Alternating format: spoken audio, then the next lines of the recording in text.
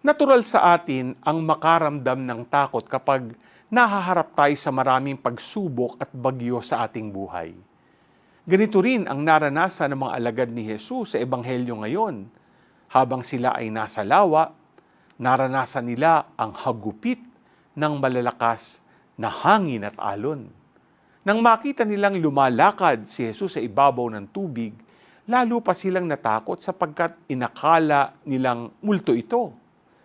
Sa ating buhay, madalas nakatuon ang ating pansin sa mga bagyo at alon na ating pinagdaraanan. Madali tayong panghinaan ng loob at matakot, lalo na kapag hindi natin nakikilala ang presensya ng Panginoon sa gitna ng ating mga pagsubok. Handa ba tayong lumapit kay Jesus at huwag mawalan ng pananampalataya sa Kanya sa harap ng mga unos at problema sa ating buhay? G ka ba?